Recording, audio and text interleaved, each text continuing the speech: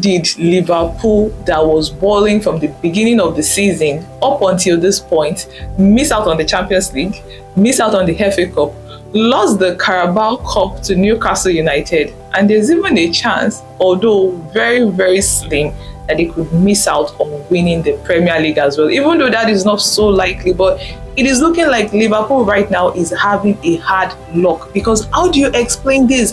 Having a fantastic season, having a perfect season, and at the time where it mattered the most, at the time when it actually mattered the most, you're losing out on important games.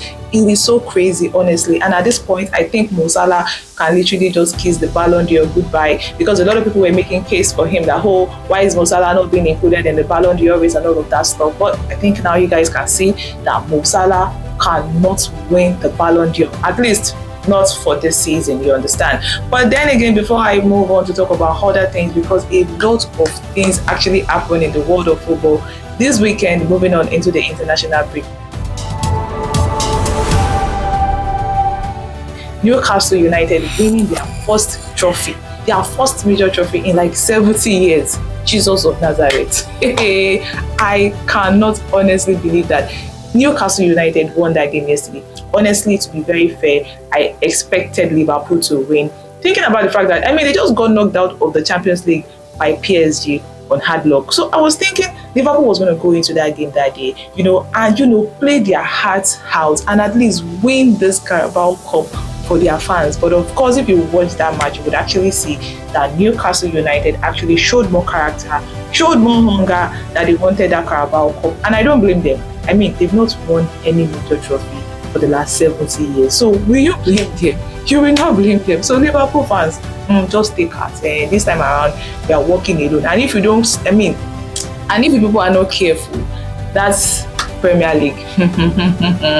I'm not going to say anything, because I believe that at this point, at this stage, the Premier League is already sealed, done and delivered. But if you people like, go and snooze and lose now, Nasabi. And like I said, a lot of things happen in the world of football this weekend.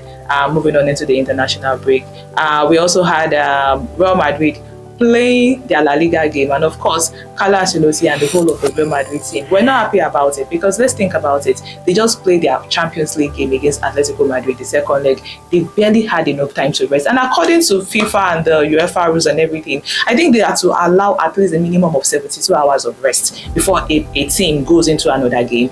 Only for Real Madrid to be playing a game in less than 72 hours, the players were visibly exhausted. Like Mbappe and Bellingham were exhausted, totally overly exhausted. And Carlo Ancelotti has actually issued a warning that, you know what, we wrote letters, we wrote notices that we can't play this game. We've not had enough time to rest and recover. You guys ignored all of our requests and everything, that this match should actually be shifted. I mean, under the law, under the rule and everything, we have the right to demand for this match to be shifted because we've not had enough rest. But you people did not listen to us. There's no wala, no wham. We have shown up to this match and we have played and we have won, because we know you people wanted us to come and lose. That's why you people wanted us to come and play with exhaustion. But we are Real Madrid. We don't lose, we don't shake. We've come, we've played, we've won. But we are telling you now, this is going to be the last time we're going to tolerate this kind of thing. This is going to be the last time we're going to tolerate this kind of thing, because the next time you people fix a match for us and we've not had at least 72 hours of rest, trust me, we are not going to show up. And you people cannot do anything about it, because later now, if Real Madrid starts talking, people say, Real Madrid is this, Real Madrid is that. They complain too much, they do this too much. But I hope you people are seeing what you are doing to Real Madrid now. The next time this kind of mistake, because we want to take it as a mistake, the next time it happens, trust us, we are not going to show up. Ancelotti had that to say after his players were visibly exhausted. Do I blame him? No. Do I blame the players for being exhausted? No. Honestly speaking, I feel like what Real Madrid is going through right now, sorry, excuse me.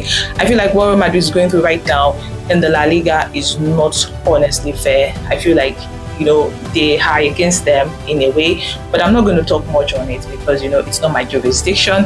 But I'm just saying, honestly, we need to do better. I didn't expect Real Madrid to play before Barcelona, considering the fact that Barcelona played before Real Madrid in the Champions League. At least Barcelona should play first and Real Madrid play later. Even if they have to play that day, they were not supposed to be part of those playing the early game. They should have maybe fixed them in the later games. But anyways, it is what it is. Real Madrid rose up to the challenge and they won the game. Now, coming back to Mosalah, because a lot of people were saying that, okay, Mosalah is not being included in the Ballon d'Or talks, Mosalah is not being included in the Ballon d'Or race and all of those stuff. First and foremost, I feel like it's even his PR team that are not even doing a good job, because some players say that they are even talking about for this Ballon d'Or thing, they are not really doing as much like that. But then they have a good PR team talking about them, you know, hyping them up on social media, in the media and all of that stuff. Because at the end of the day, it is the most hyped player that actually wins all of these awards. But let's put that one aside.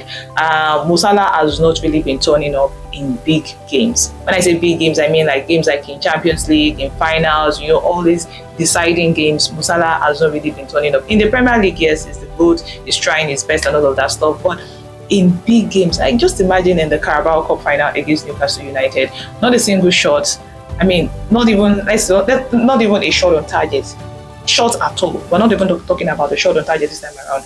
Shot, not a single shot, not a single chances created. Like, it was literally like Mosalah was not on the field, but he was there. Do you understand? And these are the kind of things that they used to actually determine who's going to win the Ballon d'Or and all of these things like that. And I think in big games, Mosalah just, you know, he's not just there. We don't just see him. We don't just know where he is. It's like he's a different player in games like this, and he's a different player in the Premier League. And the truth of the matter is, if you want to win the Ballon d'Or, you have to also turn up in big moments like this, in big games like this. So I think Mosalah really needs to really still, you know, hop his game a little bit, and you know, just hop his game a little bit so that, you know, it gets more consideration for awards like, you know, the Ballon d'Or, and maybe before his PR a little bit more as well, so that, you know, people start talking about him. Even when he sneezes like the people will say, oh, Mosalah, the best sneezer in the world. Anyways, that's for that. Then again, let's take a look at Liverpool. You know, in the beginning of the season, towards the middle of the season, they were really balling, and we even thought this was the season when Liverpool was going to win maybe a treble or something, and now they are out of the Carabao Cup. I mean, they made it to the final, but they didn't win, so they are out. FA Cup, Champions League. Now, what they have left is just the Premier League, and it's honestly so sad. Even though, you know, they are really leading with a very, very wide margin, but I just hope it's not some sort of hard luck or thing hovering around them that will make them lose out on the Premier League. I hope not. Liverpool fans, my thoughts and prayers are with you. I wish you guys well, and I wish you guys win the Premier League, because even Arsenal, that is even closely behind you, Arsenal is not a serious club. It's like they are not ready. Arsenal is not ready to win any trophy. Now, talking about Arsenal, they are going to be facing Real Madrid in the semi-final of the Champions League. Honestly, I'm being neutral here, because I know some of you watching this video will know I'm a Real Madrid fan. I am being neutral here. I don't even know. I don't see how Arsenal is going to beat Real Madrid in the Champions League semi-final. But let us see how it goes. Fingers crossed. Now, moving on to Manchester United beating Leicester City 3-0. And let's not even talk about the fact that Bruno Fernandes turned up. It's like anytime they insult all these players, they always find a way to just turn up, to shut their critics up. Because was it not which match here that the fans in the stadium were singing for Bruno Fernandes and saying that he looks like a rat? Honestly, it's so funny. They were singing for Bruno Fernandes, a whole Bruno Fernandes, my own Captain Fantastic. Anyways, Bruno Fernandes is literally like shutting up his critics, like, you guys, shh, because it was so key to Manchester United's win against Leicester City. So the match ended 3-0. Manchester United moved up to 13th on the table, even though, you know, it's still nothing yet 13, but at least we're moving away from that relegation zone. When we're in that 15-16 position, it was not comfortable at all, like a whole Manchester United in that kind of position. It's a disgrace. Even though the 13th position, it's still a disgrace, but it is still something that we're gradually getting there. And then Arsenal beating Chelsea.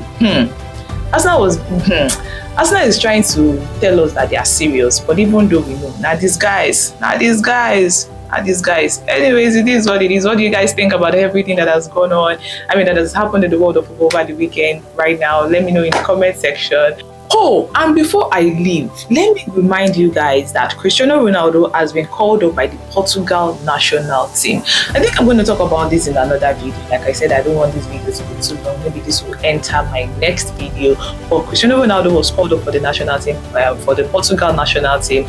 And Argentina, I think they called Leo Messi, but it's not going to show up according to the news by Fabrizio. I think it's exhaustion or fatigue. I am not sure. Yeah, exhaustion or either fatigue, I'm not sure, but Messi is not going to play in this international break because he has asked to be exempted, or he was exempted, or I'm not really quite clear about the news right now, but Fabrizio shared it that Messi is not going to feature in Argentina games this international break. So it's so sad because Ronaldo is still there playing.